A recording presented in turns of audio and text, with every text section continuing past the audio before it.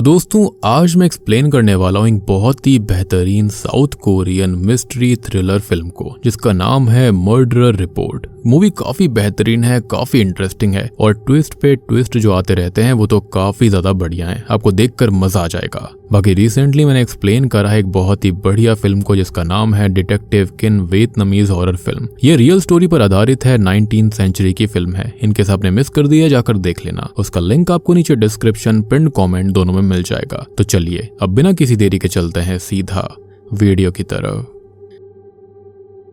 तो कहानी की शुरुआत में हम कॉल पर हो रही कुछ बातों को सुन पाते हैं। ये कॉल स्योंजू नाम की रिपोर्टर के पास आया हुआ था। कॉल करने वाला शख्स उसको कहता है कि वो उसका इंटरव्यू ले। तब स्योंजू ये पूछती है कि वो उसका इंटरव्यू क्यों लेगी, वो कोई स्पेशल पर्सन है क्या। तब वो ये कहता है कि उसने 11 लोगों को मारा है और वो उसे तरीके भी बताता है कि किस तरह से उसने उन लोगों को खत्म किया। और यहाँ पर उसने जो कुछ बताया था वो बहुत ही डिस्टर्बिंग होता है, जैसे कि उसने किसी के गले को उखाड़ दिया था, किसी के स्कल को फ्रैक्चर कर दिया था और किसी विक्टिम के लिम्स को काटा था। और उसकी बातों से साफ पता चल रहा होता है कि वो किस तरह का कातिल है और वो कितना ज्यादा खतरनाक है। सबसे बड़ी बात ये थी कि इन खूनों के पीछे कोई भी क्लियर मोटिव नहीं था कि ये क्यों किए गए थे, और तो और कातिल की किसी से कोई दुश्मनी भी नहीं थी। खैर इसके बाद में हम स्योंजू को देखते हैं जो कि अपने दोस्त के साथ उसकी कार के अंदर थी जो कि एक पुलिस वाला था और इन दोनों के बीच में एक रोमांटिक रिलेशनशिप था। अब यहाँ पर इस बंदे का नाम सांगहू होता है। खैर अब बारिश काफी तेज हो रही थी और हमको पता चलता है कि स्योंजू की एक बेटी भी है जिसका नाम है जेरिन और वो मिडिल स्कूल में पढ़ती है, लेकिन उसके लिए वो काफी चिंतित थी क्योंकि वो छाता लेकर नहीं गई थी और ऐसे में वो घर कैसे लौटेगी। तब सांगहू बोलता है कि वो मिडिल स्कूल में है और खुद को संभाल सकती है। तब स्योंजू उसको ये बताती है कि कुछ समय से रिन काफी अजीब बर्ताव कर रही है, वो हमेशा दुखी दुखी सी रहती है, ना ही वो स्योंजू से ठीक से बात करती है। और एक दिन तो उसने उसके बैग के अंदर एक रेजर देखा था और उसको समझ में नहीं आया कि उसके पास ये क्या कर रहा था। तब सांगहू फिर बोलता है कि कैसा रहेगा अगर वो उससे बात करे तो।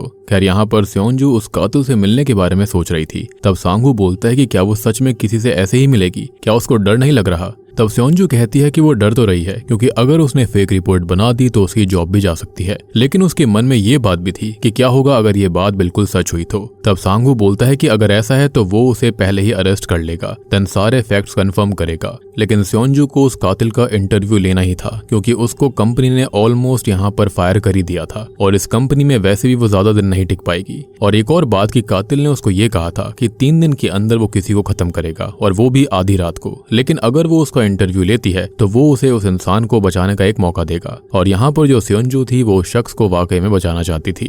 खैर अब वो उसी कातिल का इंटरव्यू लेने जा रही होती है जो कि एक होटल में होने वाला था। सांगहू और वो दोनों एक प्लान बनाते हैं। खैर इसके बाद में वो उस होटल में जाती है जहां पर कुछ काम चल रहा था और पूरे होटल के सीसीटीवी कैमरास निकाले जा रहे थे। अब रिसेप्शनिस्ट से पूछने पर वो ये बताती है कि ये कैमरा फिक्स किए जा रहे हैं। एनीवेज इसके बाद में स्योंजू उससे 2107 रूम का की कार्ड मांगती है और वो उसको की कार्ड दे देती है, जिसके बाद में स्योंजू उस रूम में जाने के लिए लिफ्ट में जाती है जहां पर वो उस रूम कार्ड की कॉपी बनाती है और उस रूम कार्ड की कॉपी को लिफ्ट में ही छोड़ देती है और ऐसा उसने सांगहू के लिए किया था। जिसके बाद वो 2107 में जाती है जहां पर हमें इनका प्लान पता चलता है। दरअसल सांगहू 2107 रूम के नीचे वाले रूम में ही रुकने वाला था और वहीं से वो स्योंजू से बात करेगा और कुछ गड़बड़ होने पर वो डुप्लीकेट की कार्ड की मदद से अंदर घुस जाएगा। स्योंजू ने मिनी हिडन कैमरास भी लगाए थे ताकि सांगहू सब कुछ देख सके। जिसके बाद स्योंजू इंतजार करने लगती है उस कातिल का और थोड़ी देर के बाद में कातिल रूम बेल बजाता है। वो बिल्कुल टाइम पर आया था। स्योंजू दरवाजा खोलती है और उसके सामने वो कातिल खड़ा हुआ था जो कि दिखने में बिल्कुल भी कातिल जैसा नहीं लग रहा होता। यहाँ पर वो कातिल उसे बड़े पोलाइटली में पूछता है कि क्या वो अंदर आ सकता है।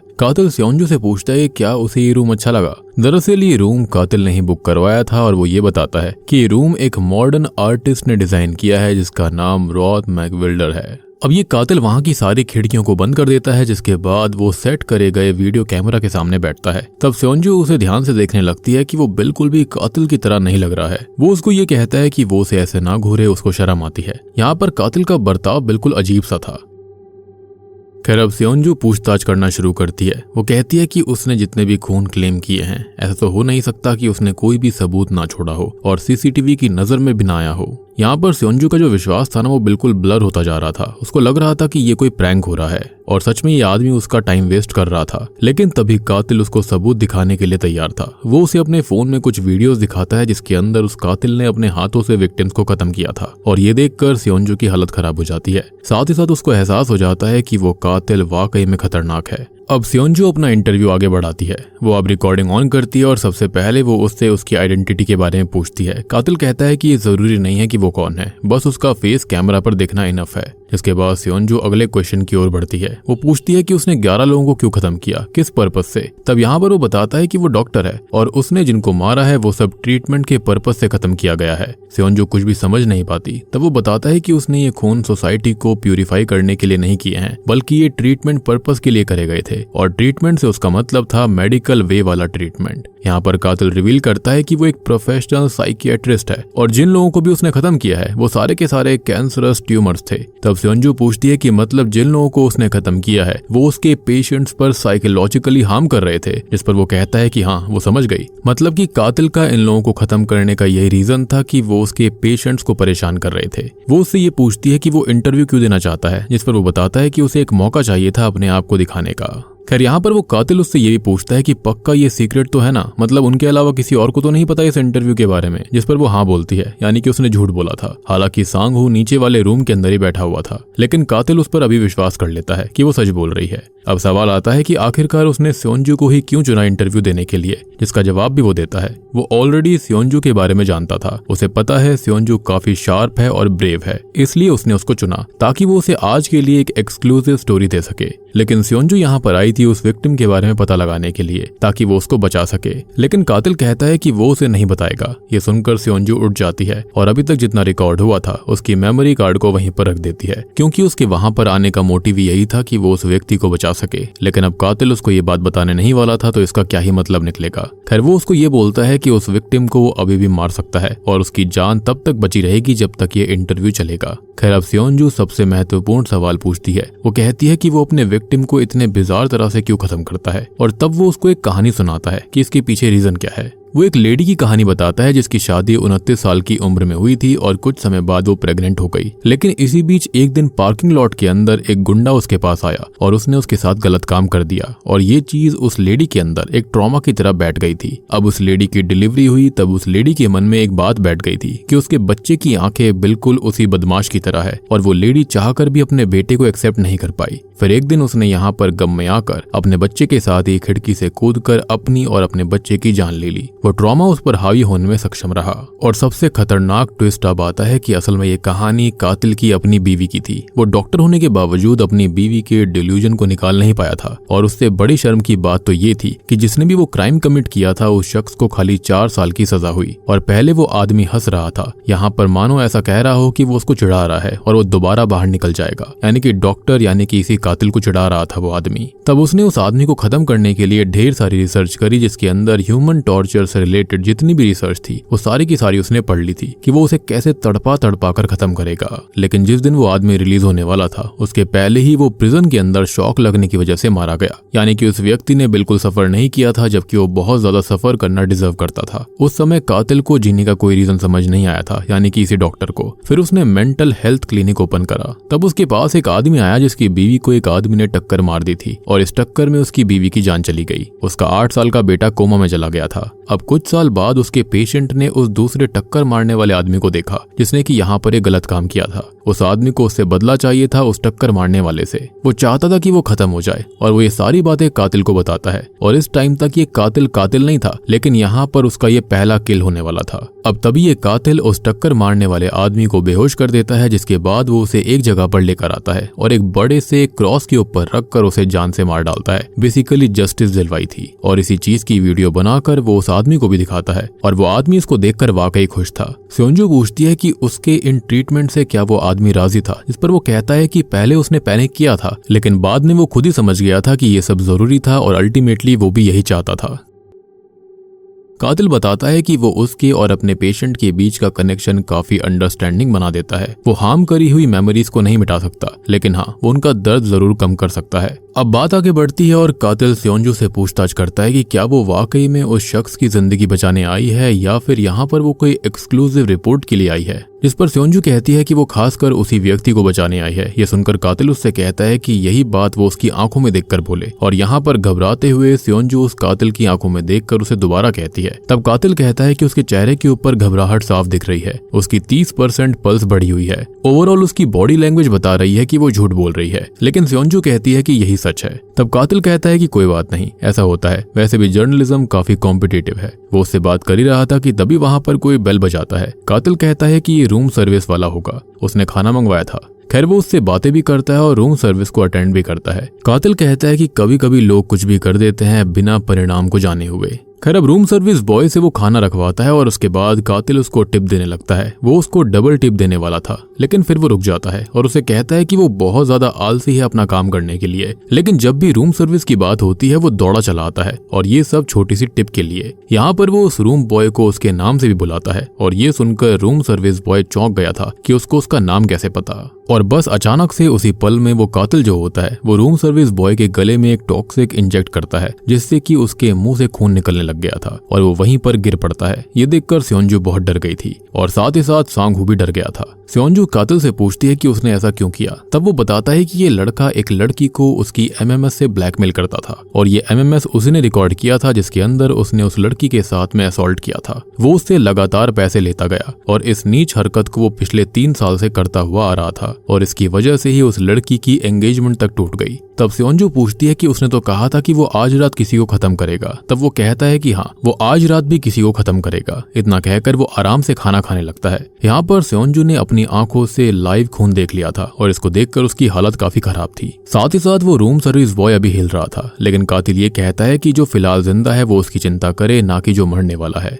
बेसिकली कातिल ने उसे एक दर्दनाक मौत दी थी। खैर वो इंटरव्यू कंटिन्यू करती है, जहाँ पर स्योंजू उससे ये पूछती है कि वो लोगों को मारने के बाद करता क्या है, जिस पर कातिल ये बताता है कि उसने अलग अलग सेंटर्स बनाए हुए हैं और वो अलग अलग जगह पर जाकर अलग अलग लोगों को, अलग अलग पेशेंट्स को अटेंड करता है, उनकी समस्या को समझकर उनको हल करता है, जिनमें ये खून भी शामिल होते हैं। यानी कि जिनकी दिक्कत नॉर्मली सॉल्व हो सकती है उसको नॉर्मली सॉल्व करता है, लेकिन जिनकी दिक्कत बड़ी होती है उनके लिए वो कातिल बन जाता है, लोगों का खून करता है। अब आगे स्योंजू कहती है कि क्या उसके पेशेंट्स को ये सब पसंद आता है, क्या वो ये सब देखकर अनकंफर्टेबल या फिर गिल्टी फील नहीं करते। तब वो ये कहता है कि स्टार्टिंग में होता है लोग समझ नहीं पाते, अनकंफर्टेबल फील करते हैं क्योंकि ये उनके लिए थोड़ा सा डिस्टर्बिंग होता है, नया होता है, लेकिन वो इसे भी ठीक कर देता है अपनी हिप्नोथेरेपी से। वो लोगों को हिप्नोथेरेपी देता है ताकि लोग इसको नॉर्मलाइज करें और अपने गुनहगार को सजा मिलते हुए एंजॉय कर पाएं। अब वो उसको बताता है कि वो किस तरह से लोगों को हिप्नोटाइज करता है। वो उसको एक सिक्का दिखाता है और इसी तरह से वो लोगों को हिप्नोटाइज करता है। खैर इसी बीच सांग हू उस किलर को पकड़ने के लिए आता है। वो फेक की कार्ड से दरवाजा खोलने की कोशिश करता है, लेकिन दरवाजा नहीं खुलता। तब उसको दोबारा नीचे अपने रूम में जाकर बैठना पड़ता है।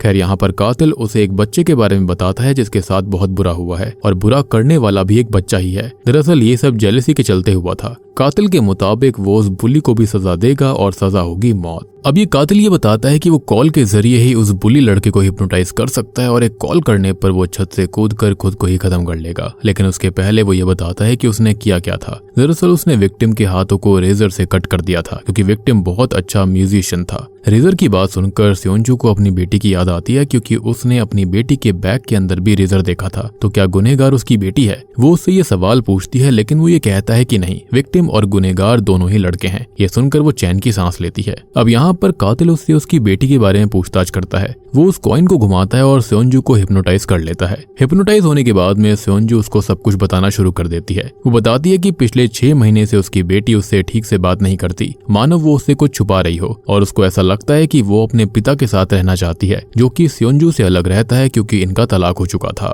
वो ये भी कहती है कि उसकी बेटी बिल्कुल अपने पिता की तरह बनती जा रही है और उसे किसी की परवाह नहीं है, वो सेल्फिश सी हो गई है। तब कातिल पूछता है कि क्या वो अपनी बेटी से नफरत करती है, लेकिन इस क्वेश्चन को सुनकर स्योंजू चुप हो गई थी। तब कातिल उससे दोबारा पूछता है, लेकिन तब उसे अपनी बेटी की बचपन की छवि दिखती है। कि इसी बीच सांग हू जो होता है वो उसको ये कहता है कि ये आदमी उसको वश में कर रहा है और अगर उसने कुछ भी कह दिया तो वो एक्सपोज हो जाएंगे। बेसिकली ये कांटेक्ट में थे। अब सांग हू उसको ये बोलता है कि वो स्टन गन का इस्तेमाल करे जो कि उसने उसको दी थी, और तब जाकर वो होश में आती है, जिसके बाद में वो स्टन गन उठा लेती है और कातिल कहता है कि वो कंटिन्यू करते हैं, लेकिन इसके लिए वो मना कर देती है। स्योंजू कहती है कि वो ये इंटरव्यू अब नहीं करेगी। वो उठकर कातिल के पास आती है और उससे ये कहती है कि वो जल्दी से उसके बारे में बताए जिसको वो खत्म करने वाला है। तब कातिल उसको बोलता है कि उसे अचानक उसे बचाने की इतनी जल्दी क्यों हो रही है। तब वो ये बोलती है कि उसे पता चल चुका है कि वो कितना खतरनाक इंसान है और इसलिए वो अब जल्दी से जल्दी बता दे। खैर दूसरी ओर सांग हू स्योंजू को कातिल को स्टन करने के लिए बोलता है, लेकिन वो वाकई में उस विक्टिम के बारे में जानना चाहती थी और उसको बचाना भी चाहती थी। कातिल सेओंजू को कहता है कि वो बैठ जाए और वो उसको सब बताएगा, जिसके बाद में सेओंजू बैठ जाती है। खैर अब वो रिवील करता है कि उसे पता है कि नीचे वाले रूम में कौन बैठा हुआ है। यहाँ पर हम ये जान पाते हैं कि कातिल को ऑलरेडी इन सब प्लान के बारे में पता था कि सांगहो नीचे ही है और वो एक पुलिस वाला है। ये सुनकर सेओंजू हैरान हो गई थी और सांगहो भी हैरान था।